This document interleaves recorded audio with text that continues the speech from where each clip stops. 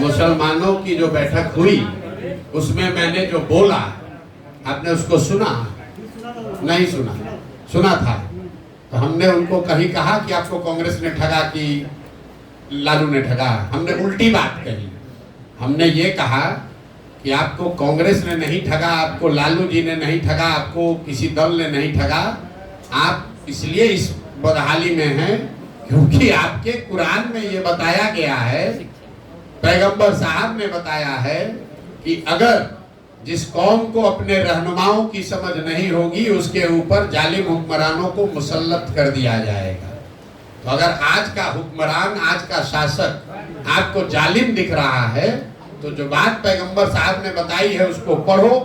पैगंबर साहब की बात बताई गई है तो गलत तो हो नहीं सकती है।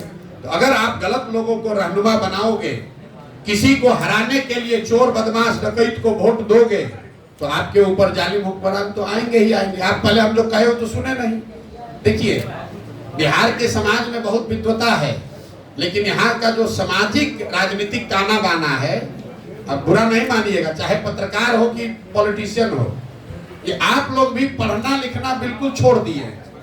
सीधा आए, जो मन में बात तो प्रशांत किशोर को तो घेरिए देंगे, ना घेर पाइएगा। हम लोग सरस्वती के उपासक हैं, नहीं घेर सकते हैं। आप रात दिन मेहनत करके पढ़कर पहुंचे हैं यहाँ, बहुत समाज का में रगड़ कर 20 बरस रात दिन 16 घंटा मेहनत करके पहुंचे हैं। किसी का दिया हुआ नहीं खाते हैं, किसी का दिया हुआ एक कप चाय भी नहीं पीते हैं, और रोज सीखने का प्रयास कर रहे हैं। सब जानने समझने के बाद भी गांव-गांव जाकर हाथ जोड़कर लोगों से पूछ रहे हैं कि तुम्हारी दुर्दशा क्यों है।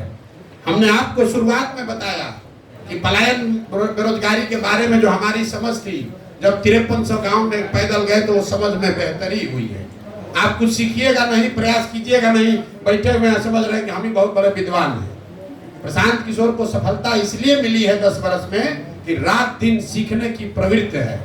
गुस्सा नहीं रहे, गुस्सा इस बात से रहे हैं कि जिस समाज में इतने विद्वान लोग हैं, वहां का पत्रकार भी ये नहीं पूछता है, इतने पत्रकार हैं कि भाई पूंजी का पलायन भी कोई विषय है क्या, सीडी रेशियो भी कोई चीज है, ये आपने कभी पूछा? कोई फाइनेंस मिनिस्टर, मुख्यमंत्री ने बताया कि ये क्या होता है सीडी रेशियो, कि बैंक यहाँ से 26 लाख करोड़ रुपया भेजा है, आप फाइनेंस मिनिस्टर को बुला के पूछेगा ये होता क्या है, ये क्या होता है, सीडी रेशियो क्या होता है?